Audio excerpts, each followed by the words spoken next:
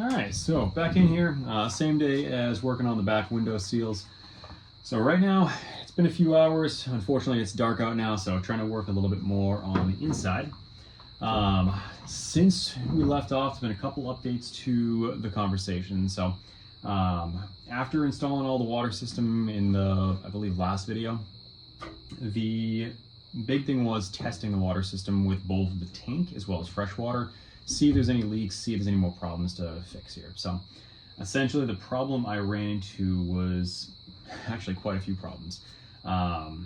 Starting off on the inlet for the city water, all the connections leaked, but I hadn't touched any of those, I'm not really surprised.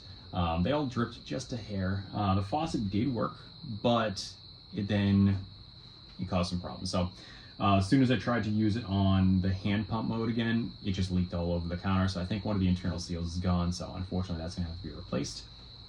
Additionally, all of the freshwater lines for city water need to be updated and replaced. I'm not minding again though, because those are 40-year-old water lines and it's 10-15 bucks to replace them all. So it's a easy swap, get that updated and not worry about it. The other two issues I ran into was the freshwater fill hose. If you remember in the video when I was installing that, the previous owner had some duct tape wrapped around the connector, and surprise, surprise, that leaked a little bit. So I got to investigate that one, see why it's leaking, see if it's just not tight enough, if it's because it's out of round, which I think is unfortunately the case. So I may need to look into what I can add for a seal in between the hose and the fitting. But again, it has to be something safe with potable water, so I don't know a good answer yet. So I do a little research and see what the best path forward there is.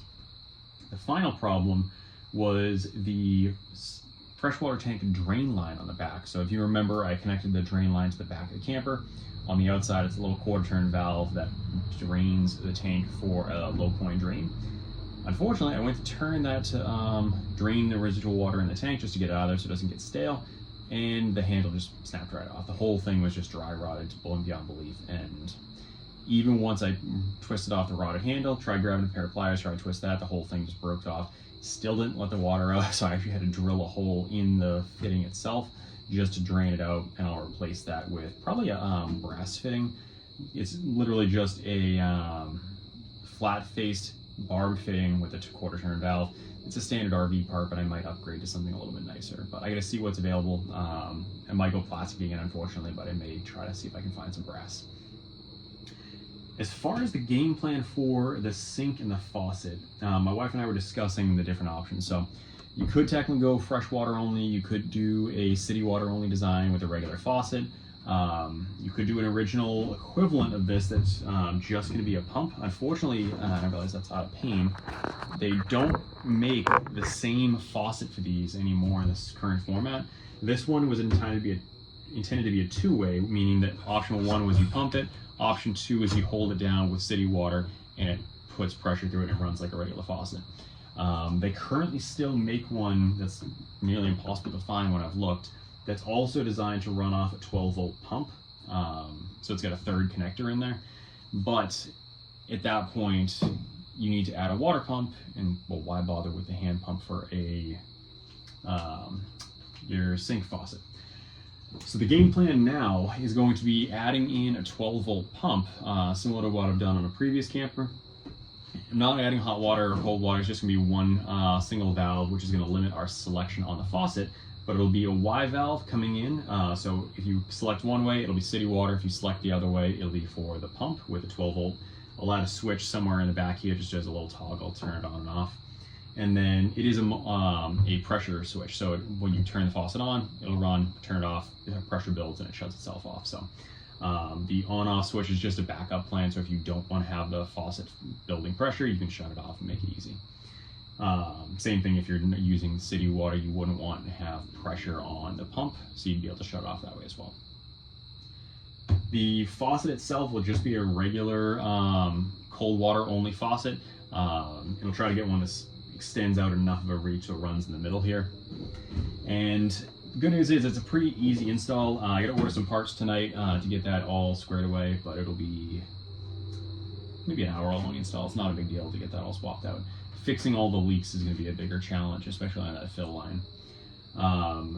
couple other updates for you. We did decide we wanted to pull off all of the backsplash here. It had this like fake granite here. Actually, this one's peeling real easy. It was just this stuff right here. We got a few extra pieces from the seller, but at the end of the day, we kind of liked going with the original look and feel. So one less aftermarket mod, and get a little bit closer to what it would have looked like rolling out of the factory. Even though I realize as I'm saying this, we're having to swap out parts that are not original. I just like having the original backsplash be all fiberglass, and it's a little bit more true to the original styling here. And the good news is, so far, what I've been finding is the condition behind all this backsplash is really good. Obviously, there's this gluey foam mess that I have to deal with, but that'll clean up no problem. And I got a few different options of how I can take that off. It'll probably be acetone, even though it's gone poorly on the cabinet faces. It didn't do anything bad to the fiberglass itself, so you can use that with less fear. All that said, to get to our game plan tonight, I want to clean up the sides of the exhaust hood. So if you notice on the side here, it's kind of rusted. So I'm going to take a Scotch-Brite on a roll-lock disc, little die grinder, get that cleaned up and ground down, get this smoothed out, and then hit it with some high-temp paint. It is a, I believe, a steel on the sides and then aluminum on the front, so I'm not touching the front. The little bit of like imperfections on here, I think, is a little bit of oxidization. So I may come over this and try to clean it up a little bit, but it's not going to be with the roll locker. It's going to be something very mild if I do touch that at all. Same thing, clean up the right side as well. Once that's done, hit it with some high temp silver paint, something that's rated for a exhaust hood. Once that's done, I'm going to come underneath and remove the exhaust fan from the hood. The reason being is something's binding up in here, and if you listen, it sounds okay to start, and then it sounds like someone's doing some very bad things to it, and just does not sound like it's running too well. So I may find if it's just binding up on something, maybe I can bend the mount and not have to replace it, but my game plan currently is to pull out the motor and the fan itself, get some sizing, figure out what kind of bracket it uses, and then order a replacement and then just rebuild it so it's basically brand new at that point. Yes, the housing itself will be old, but basically rebuild the original. The light in here is about as useless as it gets, so just for reference, if I turn off the other lights in here and I just leave the range hood light on, it looks so much brighter in the video than it actually does in person. Like, I would put this on par with what you would expect out of like an old school mag light with the incandescent bulb in it back in the early 90s. Not anything remotely close to like the new LED ones. So I'm gonna see if I can get like an LED replacement bulb for that, just to brighten it up. I'm gonna keep the original light baffle in here, just to keep the color natural and original, but it doesn't really do a whole heck of a lot to add light in here. So if all that goes smoothly for the night and I have more time left over, the new stove came in today, so I'm gonna hopefully get that installed. I'm fully expecting I'm going to run into some problems with the location of the gas fitting, so I may have to do some bends with the line here, but we'll arrange to see what happens there. So get quite a bit on the list. Gonna throw in the respirator, start grinding, or sanding I should say, and see how far we can get. So this one will probably throw into a bit of a time lapse on the final edit, but we'll see how it goes, and hopefully no unexpected surprises along the way tonight, because that's been kind of the trend lately. This one does get kind of obnoxiously loud, so I am running some earplugs.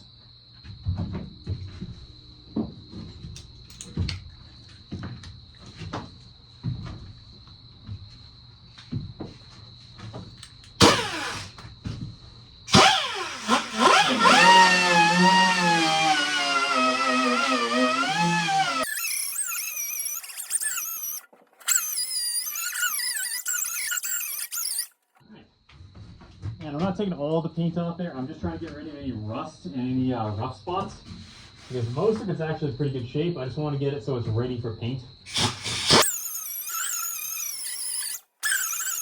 All right, that side's looking good. while I get this out, I am going to come over here and just do a little bit more smoothing on the gel coat I put over here, just to get that a little bit smoothed out. It's a little bit rough still, so figure while I'm here, might as well smooth it out a little more and just try to get that a little more flat.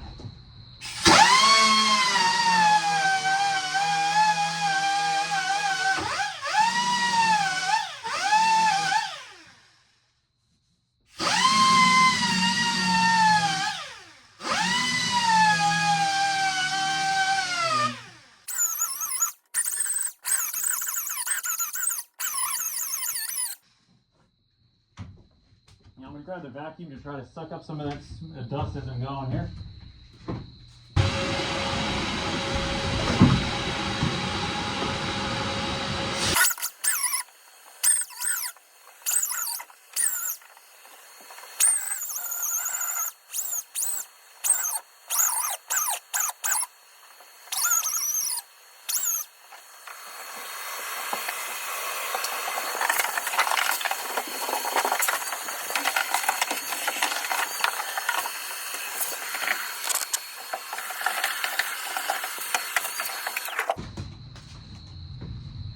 All right, so got the majority of that initial mess cleaned up here.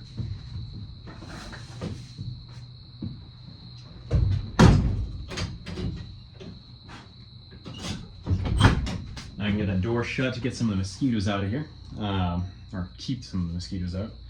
Still a little bit of a dust mess in here, so I'm going to throw this respirator back on in a second just to not be breathing any more of it in. But, so I think just to make sure I'm keeping my work areas clean, I'm going to take some time off camera, get the rest of this mess cleaned up with some acetone, maybe throw it in a time lapse for you, and then once that's done, spray this so I'm not working around the wet paint and making a whole mess of it there. So I'm going to switch this over to a time lapse and start cleaning.